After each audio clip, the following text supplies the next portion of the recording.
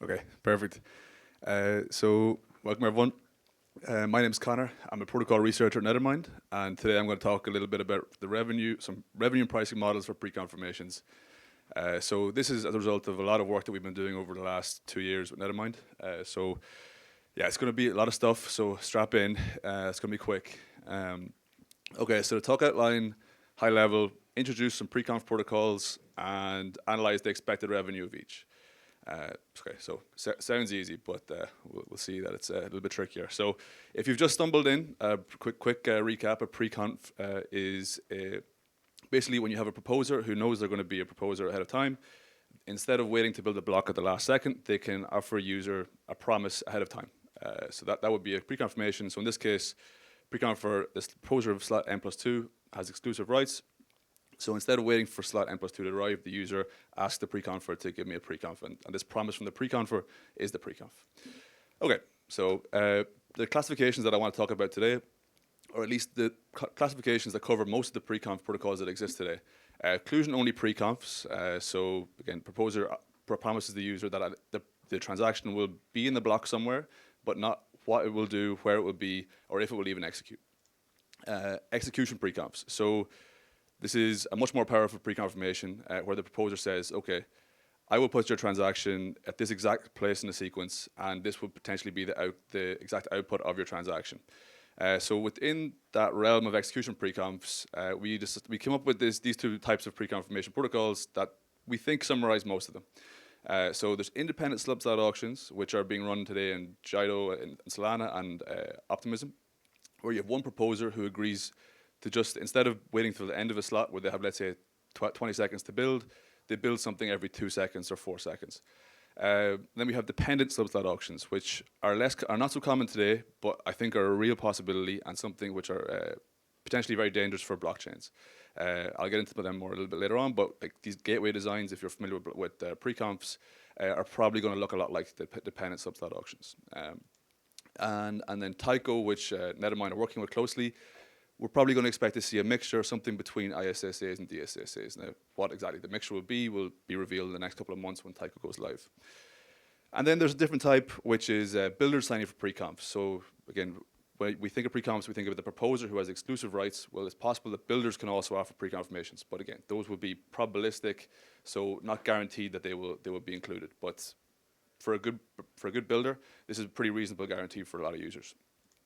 If I win, I will put your transaction in. Okay, so the focus of today's talk will be on these three types: inclusion-only preconfs, and then execution preconfs, the independent subset auctions and the dependent subset auctions.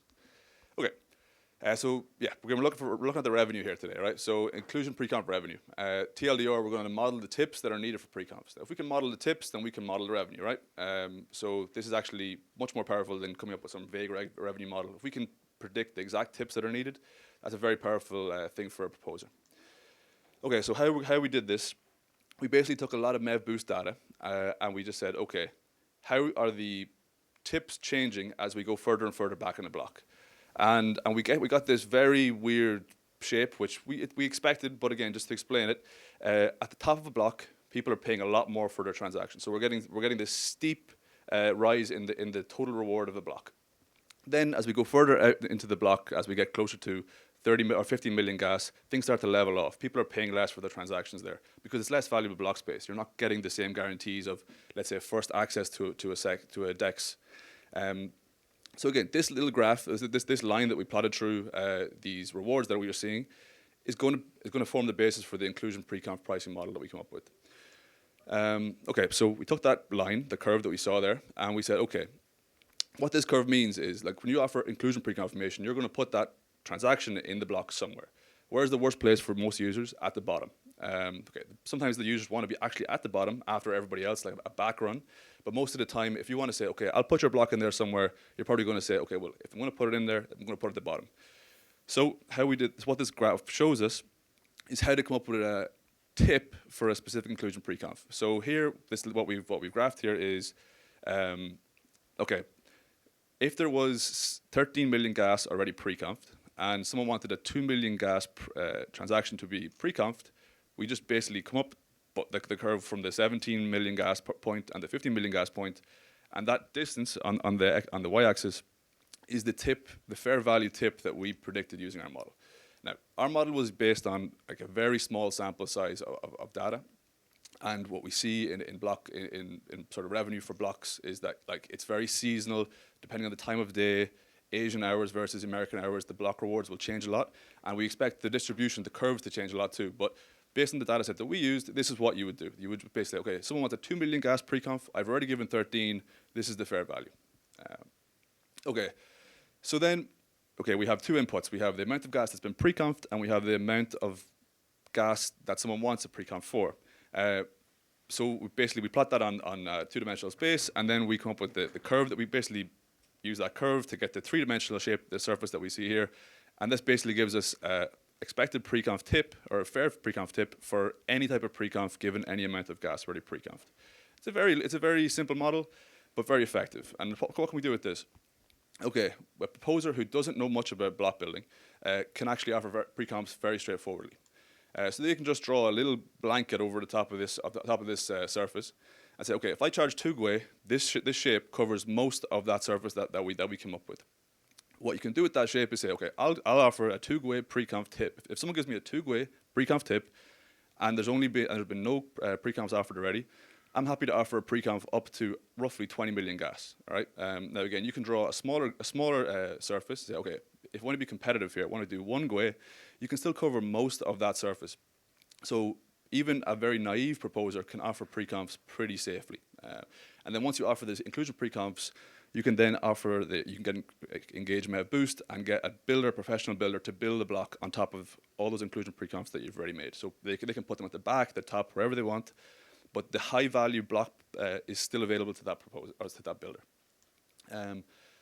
What this means is inclusion pre-conf pricing is easy, so we expect inclusion pre-confs to happen, to emerge very quickly. And this is sort of why we've seen what the inclusion pre-conf protocols that are the pre-conf protocols that are in production are all inclusion pre-conf protocols.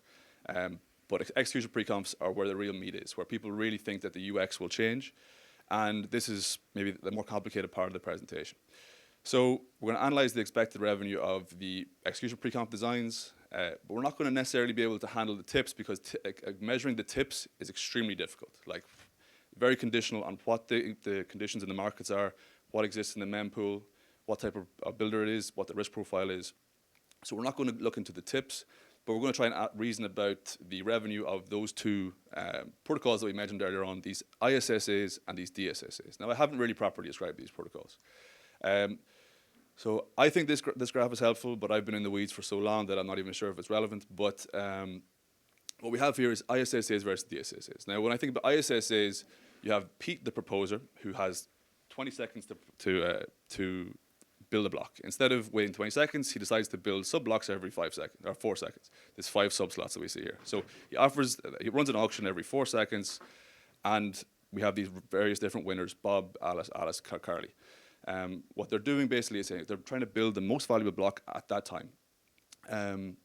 Not thinking about like what would be the highest value block for the entire 20 seconds.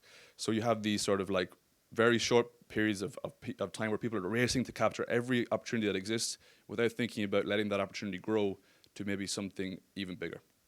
In a dependent subslot auction, we're trying to capture that concept of letting things grow. Like, okay, I'm not trying to build the most valuable subblock at this 4-second instant. I'm trying to build the subblock at this 4-second instant that is going to maximize the total revenue at the end of that 20 seconds.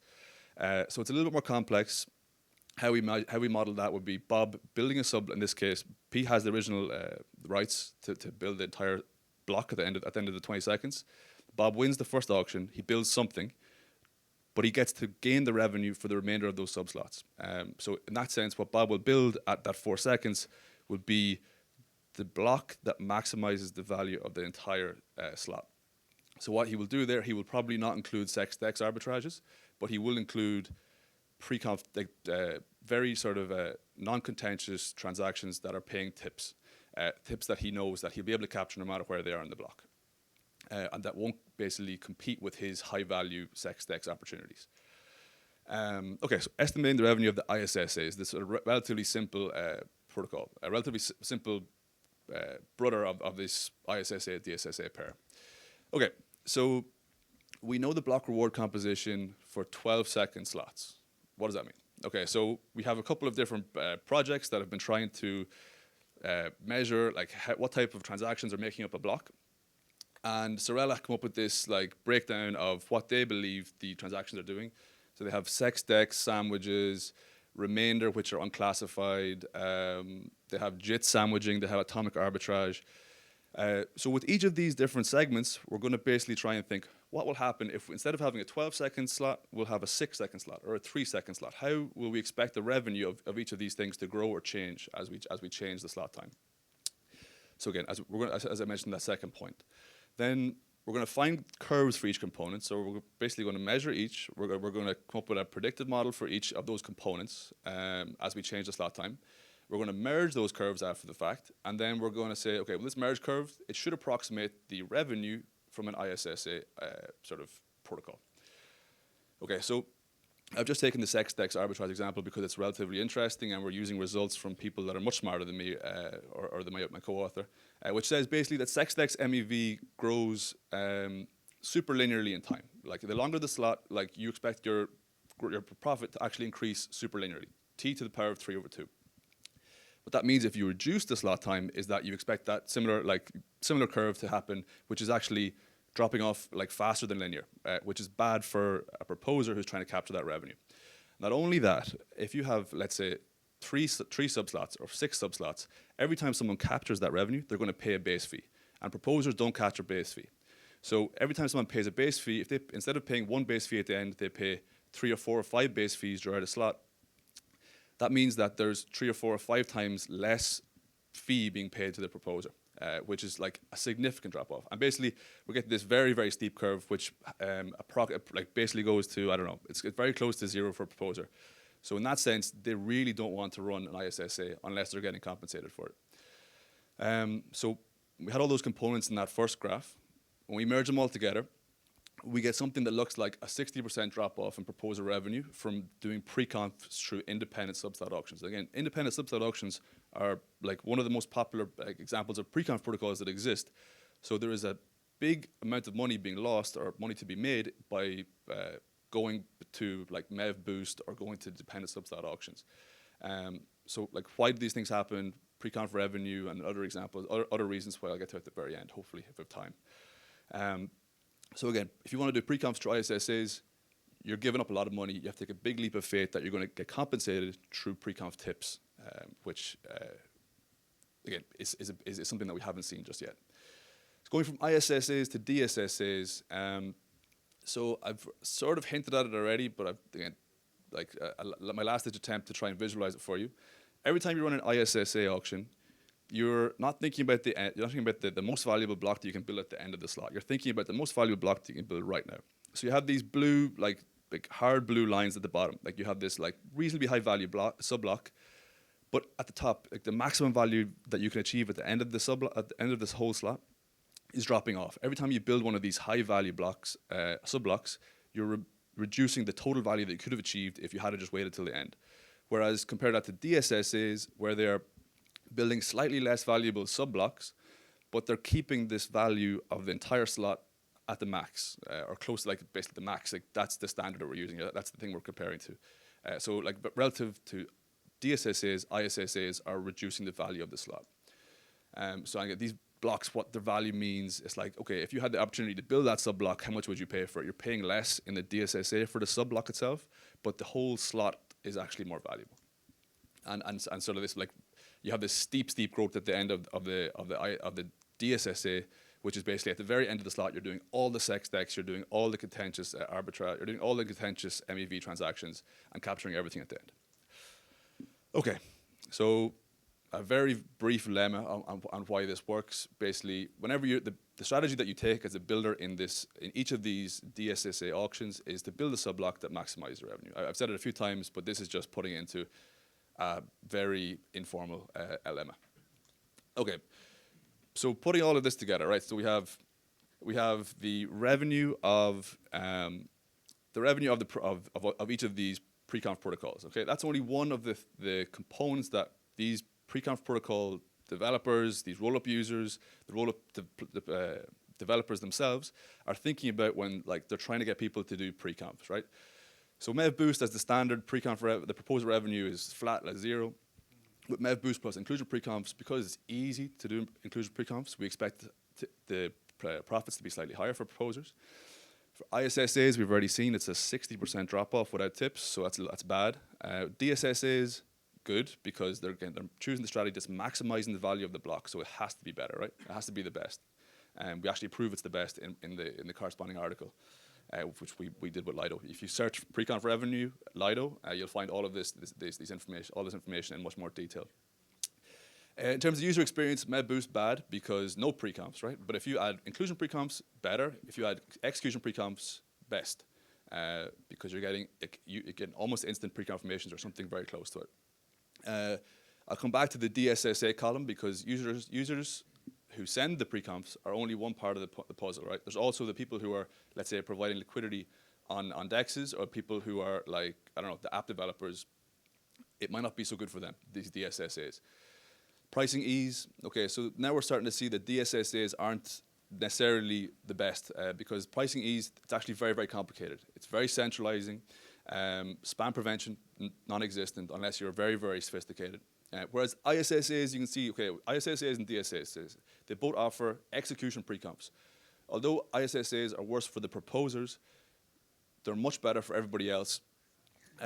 So potentially they might be a more realistic pre-conf protocol, execution pre-conf protocol. But how do we stop proposers from saying, okay, I'm not running an ISSA, I'm running a DSSA? We have a few ways that we can do that. Okay, so yeah, as I mentioned, user experience for DSSAs, it might not be so good, potentially even terrible.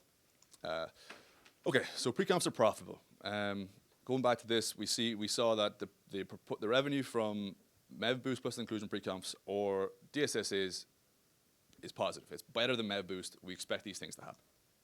Okay, so I wasn't sure how much time I would have for this, so instead of going into a lot of detail, here is just a summary of some of the things that we can do to actually protect against,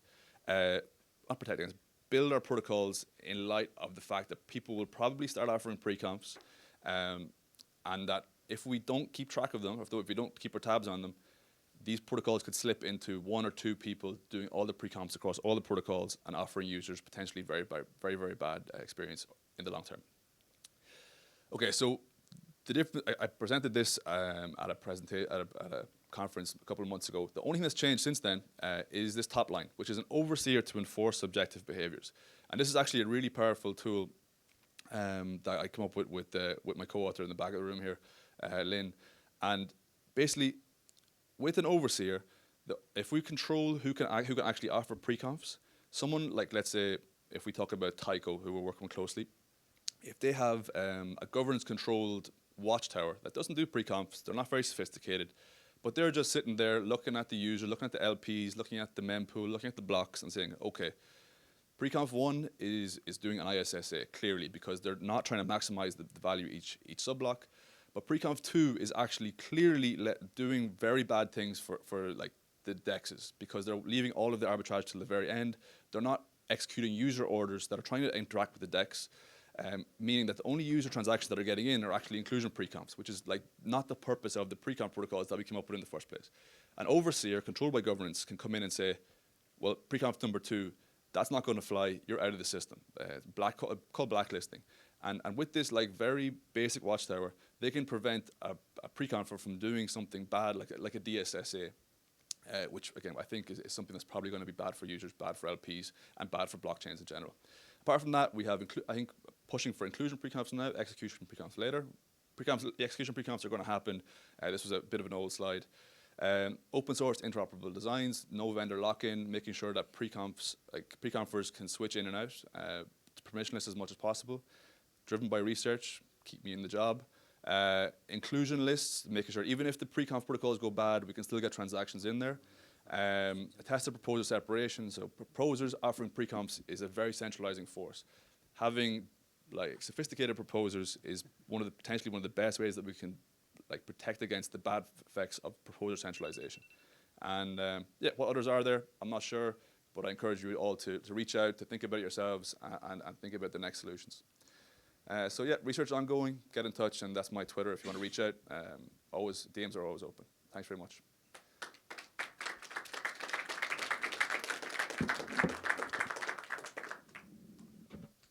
I think we have time for one question.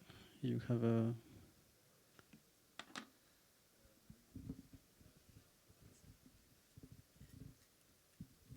Hi, just wondering what's the role of Nethermind in all of this? Well, I guess the role of Nethermind, we were given free reign to look into whatever we want, maybe like when I started at least. And one of the first articles we wrote was on preconfs. And since then, we've written 15 or 16 preconf articles, maybe more than half of which have been funded by Ethereum Foundation, LIDAR research grants. So again, we have a research team. We're just trying to like push the narrative, keep things as neutral as possible. And because there's so many non-neutral projects potentially coming along the pipeline, we think that it's a really like important job to take there. We're also working with Tyco. Nethermind have Surge. We're running blockchains as a solution service. We're also looking into many different types of preconf protocols. So we're using our research like edge to like push an engineering edge to push preconfs in the right direction. Hopefully. So yeah, we're fingers in a lot of pies in the preconf space. Yeah.